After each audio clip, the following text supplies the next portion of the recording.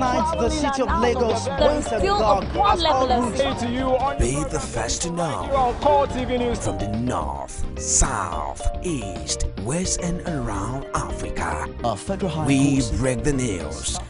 One Nigeria. Now you can catch all the actions live as the news breaks. We are CORETV News. Welcome to CORETV, a 24-hour news station. It's a bright, brilliant, beautiful Sunday afternoon we have here in Lagos, and it's indeed beautiful. The sun is shimmering softly, and it looks like a perfect afternoon for a Sunday. But everything isn't as perfect as it looks here, especially in northern Nigeria. Just yesterday, another bomb blast rocked Jos, the Plateau State capital, just 4 days after a twin bomb blast that happened at the Terminus market that was responsible for over many media putting at over 100 deaths. And that brings our attention back into the fight against insurgency in Nigeria. Today we're focusing on funding Operation Kill Boko Haram. Now, between service chiefs and Ngozi Okonjo-Iweala. Just yesterday, it was affirmed that 968.12 billion naira of the 2014 budget has been earmarked to fight insurgency in Nigeria. Now, that is about 1/4 of the a little over 4 trillion naira of the whole 2014 budget. How all of these will impact on the ongoing fight against terrorism. Amidst all of that things are the issues that we're concentrating today. And I'm joined by Gbola Oba. He is a public affairs analyst. Thank you very much for finding time to join us today. Thank you very much for the opportunity once again. Now, out of a bit over 4 trillion naira, we have a quarter of it going into security in the light of all the challenges that we're facing in Nigeria. Now, how do we manage development with fighting corruption? That's the question that initially comes to mind, because if you check that budget, you notice that just over 1 trillion naira also goes to capital expenditure as well. Put all of this together, which way forward for Nigeria? As an entrepreneur who functions in this market, I know one thing for sure. I know there's a world of difference between what you see on paper and what you see done in reality. Okay. On paper, the budget is 4.something trillion. On paper, the allocation to defense, general defense, is about 1 trillion, about 1/5 of the budget. But it is one thing to have something itemized on paper. It is another thing to have it executed as stated. Even whilst the special advisor to the Minister of Finance and the coordinating minister for the economy, whilst he was yesterday defending his principal officer against the allegation made by a national newspaper, okay, he was emphatic that what had been released thus far is just in the realm of about 120-something to 130-something. 130 billion in the past 4 months. In the past 4 months. And if we were to divide the year, the financial year, into 3 segments of 4, ordinarily, 130 billion in 4 places now. In four places would amount to 968. I understand simple what you're logic. About. You know, I was not good in mathematics. That was why I ran into the arts. But I know some people watching us, and I guess the way you've helped me out, it shows that you're very good in mathematics. So where we are, even following the rebuttal of the gentleman who speaks for the Minister of Finance, the reality is far short from what was projected or what was written. That is one fact. The second fact as we speak is that whilst you were constructing your question, you brought something into it that should not be undermined or should not be overlooked in responding to your very intelligent question, and that is the issue of corruption. The money would ordinarily move from the treasury through a process to the Ministry of Defense. When the money gets to the Ministry of Defense, it should or it ought to percolate the hierarchy of leadership to the servicemen.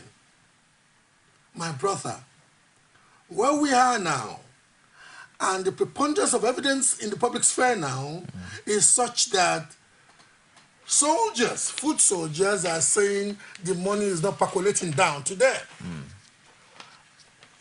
An American wrote a piece online 2 days ago and was saying, an American lady wrote a piece and was saying that our servicemen are indeed so incapacitated to the level that some of them don't even have functional vehicles to take them to the theater of war. We are in the age of madness in some respects in this country. So, although the finance ministry spokesperson who speaks on behalf of the minister has come out to deny the write-up by the Punch, but even the facts that he worked with is incongruous with the position that they've made us believe that they want to put the armed services in terms of financial allocation.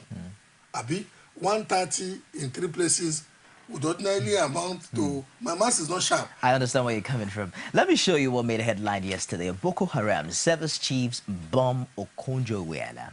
I didn't want to mention names before, but let's say the Punch headline. No budget will be enough to meet military demands. But for now, I think the sector takes almost $1 trillion of the budget. That's what the minister said. Now, the military source is saying it is not just about non-release of appropriated funds. Even money approved by the president was not released. Now, you recall that earlier we heard about the mutiny that took place in Borno, where certain, soldiers came up and shot at the GOC, protesting poor welfare, protesting loopholes in the military and all of that. Now, in our pursuit to overcome terrorism in northern Nigeria, how do you think these things, what impact do you think all of this would have on our success in that area? Like I said earlier on, even the ministry is not working its talk. The minister, you've just quoted her now, says money shouldn't be a barrier to whatever we want to achieve. But our spokesperson said in the first 4 months of the year, only 130 billion has been released. Apart from that, the reality in the public sphere is such that the serving officers and men are complaining that they are practically left in a state of go take care of yourself. The truth as we speak is that we have a leadership that is failing across the board, political and organic within the military hierarchy. People now see monies that ought to have been used to lubricate, the machinery of the military and get our boys to be motivated to defend us. They now see it as the ultimate malu that fell from the back of the other's trailer in the same motion. Something happened when I was a young boy. A malu fell down from the distance, and without slaughtering the malu, people were just taking pieces of it. That was how the malu died. That is the best metaphor, the best graphical illustration I could give to the madness that is happening in this society. It's not peculiar to defense. It's literally across the board. It's all right. There's a conspiracy theory that war everywhere in the world has certain people who are benefactors, financial benefactors of war. And in that economic interest, they keep on fueling crisis in those areas so that much money can come in. Now, we can relate that to how much money is being earmarked for security in Nigeria. But do you see a possibility of that happening in this climate? I am one of the very few voices who in the last almost 1 year has been saying emphatically that I believe that the top echelon of our military and the top echelon of our intelligence community have been failing us. And they've been failing us because I believe that they are profiting from the war. You see, thank God for the Nigerian press. Thank God for people like you and your colleagues in the industry. You get easily stigmatized, especially by a presidency, by a do-nothing presidency, and especially the spokespersons of the president. But the truth be told, why did they sack the immediate past service chiefs unannounced and unceremoniously? Why?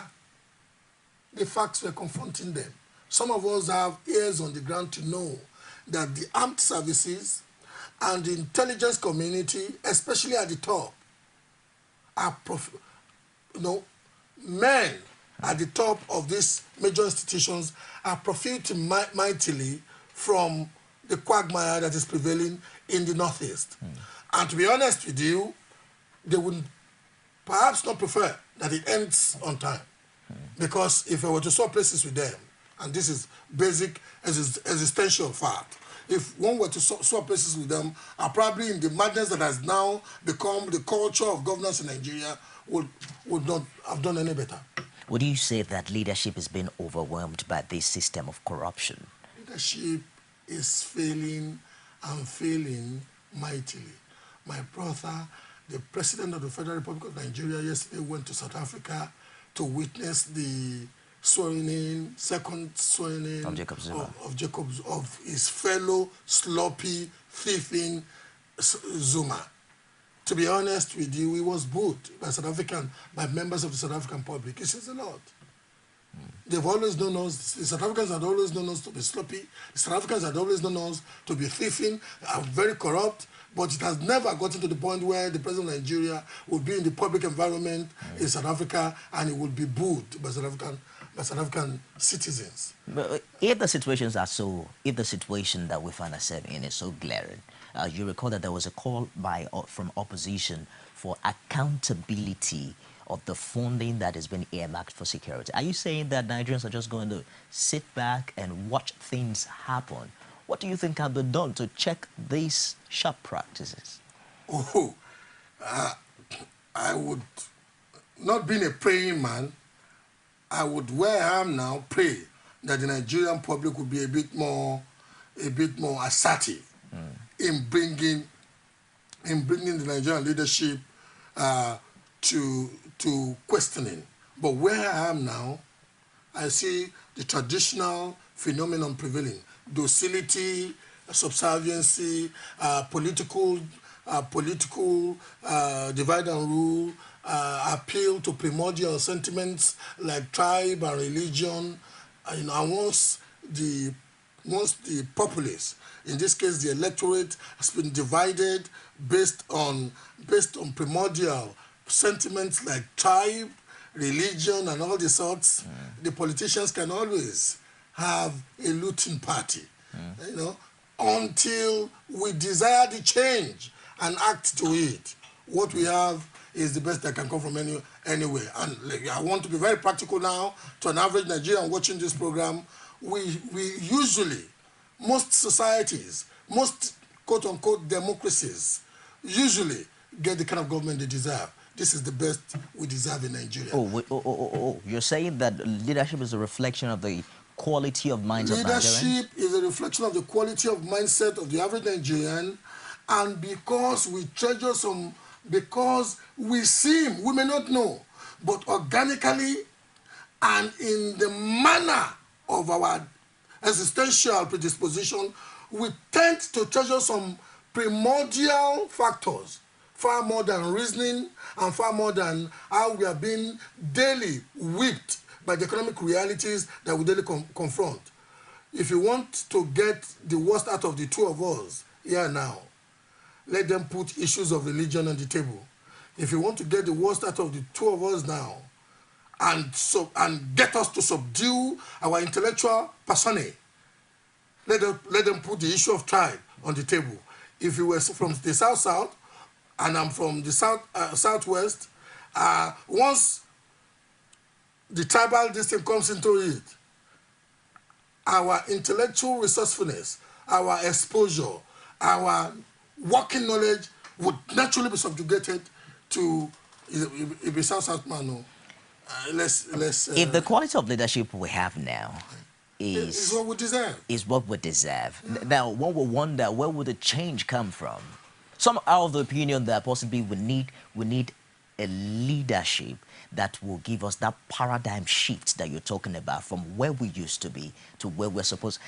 It's like you're giving us that scenario that Nigeria is hopeless in its situation. My brother, I am one who, growing up as a youngster on the street of Mushin, whilst reading extensively Time magazine, Newsweek, Economics magazine, and other this thing, I'm one who then used to believe that the docile, subservient Arab publics would never stand up against their leadership. But you see, you never know the point at which the table turns. But where we are now, you know, as a public affairs commentator, as an avid follower, news-savvy Nigerian, where we are now, I can't say I am too pleased. But I just want, you know, not being a praying man, I'll repeat again, I just pray that in 2015, the Nigerian electorate would not be too foolish to again squander the opportunity of doing the right thing. Let's get back to this issue of security, financing, and all of that. Let me share this fact with you. Nigeria's defense budget was 8th in Africa in the year 2012.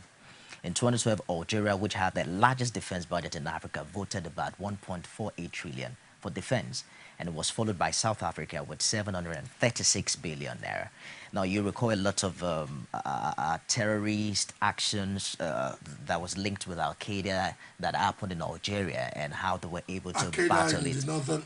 In northern Africa. Exactly. But apart from that, Algeria, from the time, you know, from about 20-something years ago, that Algeria refused the Islamists to take over based on their electoral victory, has been contending with local Islamic fundamentalism and terror. And naturally, I'm not quite surprised that as at 2012, Algeria had the largest budget. Now, there's been much linkage between the amount budgeted for defense in Algeria with the success or perceived relative success yeah, that is experienced there. Would you see the same happening too in Nigeria with the increase in budgetary allocation to security? My brother, we have a peculiar situation here. And the peculiar situation we have in Nigeria may not make me to be conceited enough to say that we may see the same trajectory of success that we've seen, say, in Algeria, or that we've seen, say, in places like even in the Egypt that is going down the drain, or that we've seen relatively in the Uganda of the loudmouth Yoweri Museveni, who has taken to comparing Nigeria with DR, Democratic Republic of Congo, South Sudan, and Somalia. And the reason why I won't be that confident is because of the peculiar, endemic, systematic, and voracious, rapacious nature of our corruption in this country. we are a very corrupt people. These people who are ruling us didn't just fall from Mars. They are not from Venus. We are now a culture, essentially, that believes that a man can be successful without working hard for it. Indeed, I was telling somebody earlier on before being ushered to your studio in your green room, I was telling somebody that it is not ironic that the leader of Nigeria now answers the name Good Luck. We are a people who believe that what we are not eligible for, what we are not competent to handle, what we don't have the capacity to do, God can suddenly, through good luck or luck, put us in charge of it. But the truth is that you can be lucky at acquiring something, but it behoves you to be competent and capable to manage that thing well. Acquisition, I tell people that if you are poor, I was poor as a young boy in Mushin, and we didn't know we were poor because it was always so. The first time I knew I was poor was when I followed a colleague in school, Nigeria Model Primary School. When I followed him to Surulere, and I got to Surulere and I saw people living in houses with 2 rooms. I never knew that the 1 room that myself and Yeleja was living in wasn't the ultimate in life. But you see, in the case of Nigeria, we have lost it in many respects. But the greatest point of losing it is the debasement, not rebasement. We always are very good at rebasing up, but the debasement of our value system, we have lost it big time. Now, you seem to link the fight against terrorism in northern Nigeria with the rot of corruption that is embedded in the systems. And there's a lot of relationship between that and the leadership, just like you've said. But if you go back into time a little and you find out what has happened when there's a drastic change in leadership, I'm talking about a political change now, you notice that there is not much continuity in governance, and Nigerians are aware of that. So if you say that we were thinking of luck before we voted, the question that readily comes to mind is, where is the alternative to good leadership in Nigeria?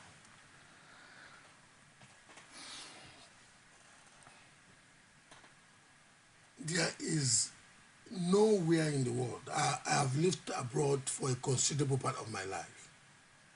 There is no institution in the world that is celebrated where you don't have Nigerians. In the private sector, pick the major companies, the Apples of this world, the Google of this world, the NASA of this world in the public sector, and this thing where you don't find Nigerians. So our problem is not the problem of scarcity of human resource. Our problem is the systemic problem that we have perfected that gives us the worst of us ruling the best of us. My brother, where I'm seated now, that is my take. We have perfected a system of politicking, of politics that gives us the worst of us ruling the best of us. So if leadership is seen to be intellectually lazy, if leadership is seen to be laissez-faire, anything goes. You see, I was born in a ghetto. I grew up in a ghetto. And I know that the rule of leadership in the ghetto is that you must be seen to be firm and in control of your ball. If anybody perceives a lacuna of your firmness, little mufu temokonienu a challenge, you must be seen to be in control.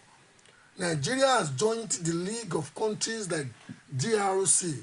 You see, I lambasted when I heard it from when I read this thing from Yoweri Museveni, the president of Uganda. I lambasted him online by posting this thing. But the truth be told, we have now joined the ranks of failing nations. In the area of security. My brother, in the area of politics,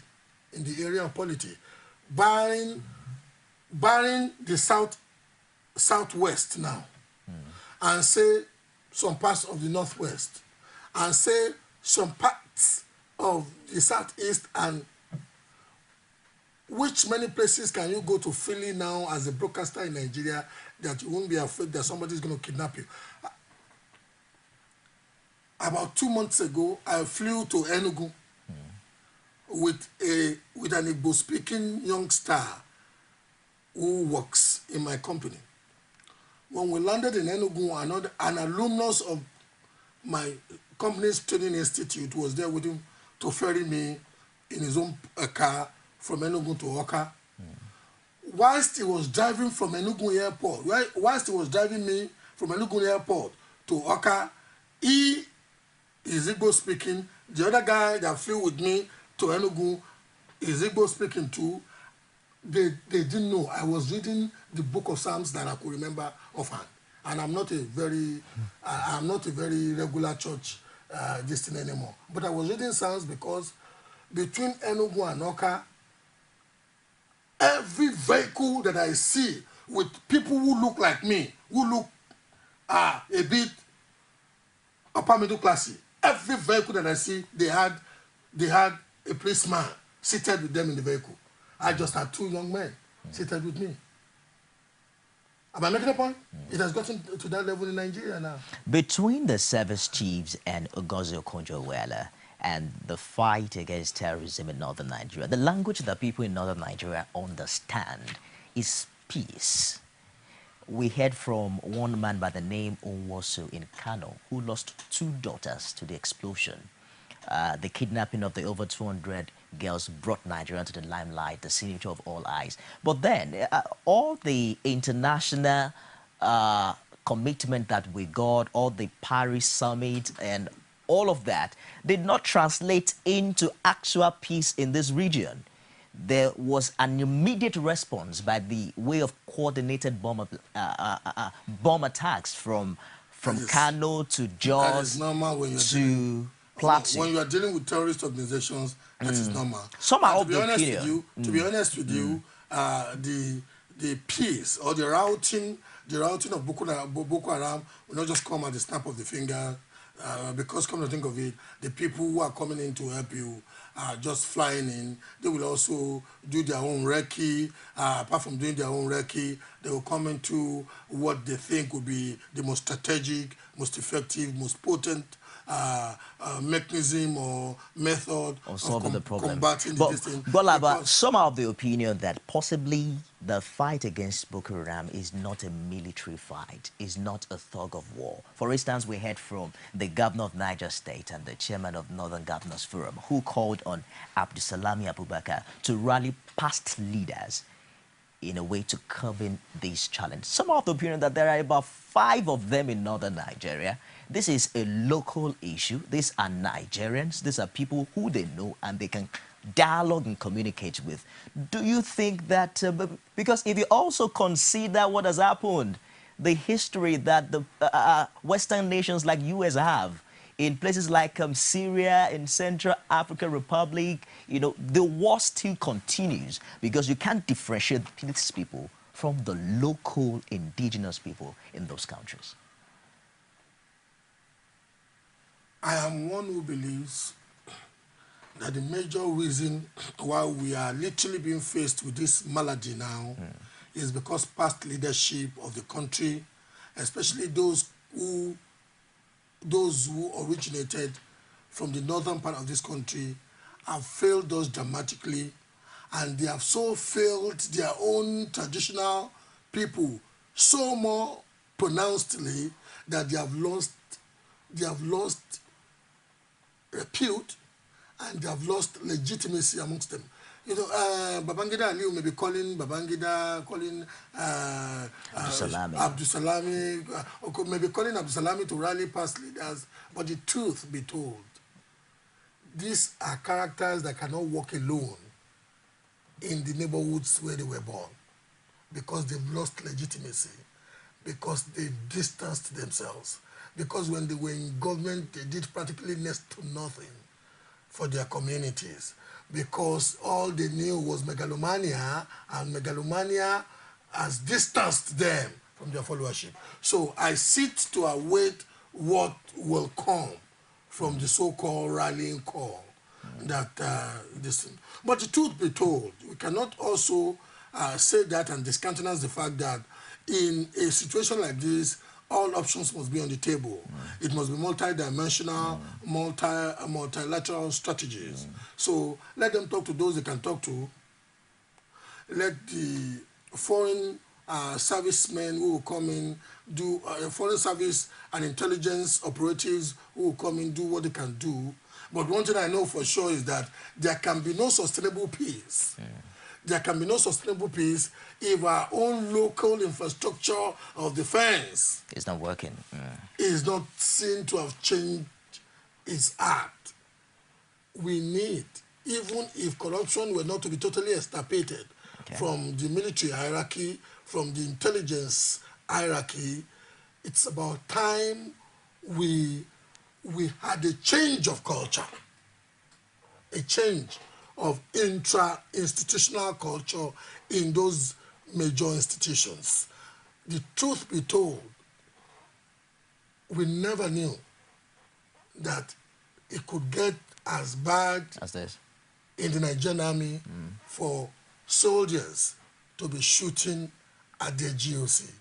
The level of the GOC to a serving soldier is almost like the level of, how does one put it?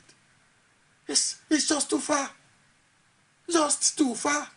So for soldiers to be shooting at their GOC, look, we are practically and literally where they are in Democratic Republic of Congo, where maybe the government rules in one or two major cities, and the preponderance of the larger expanse of the country is of the terrorists. you know. We're rounding up now. There are many suggestions coming because, as a matter of fact, people want to be able to go out and come back in one piece. That's the concern of every average Nigerian. Naturally, even in Lagos now, you hear of bomb scares. People see there was an armed robbery incident recently in Bega, and the moment people saw someone brought out a gun, it was Boko Haram everywhere. Some are of the opinion that, for instance, the 200 girls that were kidnapped, Boko Haram had offered an opportunity to get them back, bring back our wives and children in exchange for these people. And many are of the opinion that possibly that should be the next step for government. But just this morning, UK rejects negotiation with Boko Haram. Where do we stand here? I'm one who believes that all options must be on the table, but Nigeria must be very discreet.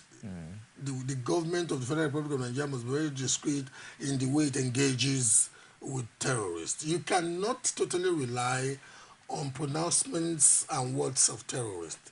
They are not people of integrity like you and I. They are not people who ordinarily adhere to their promises. And to be honest with you, in their own perverted form of psychology, the infamy, I see it as infamy, but the oxygen of publicity is also good for them.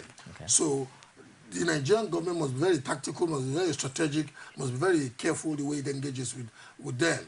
But I'm not one who would say you must totally discountenance talking to them. Because even we have known now that even in places like Iraq, in places like Afghanistan, the Americans and the British and the NATO establishment have perfected a way of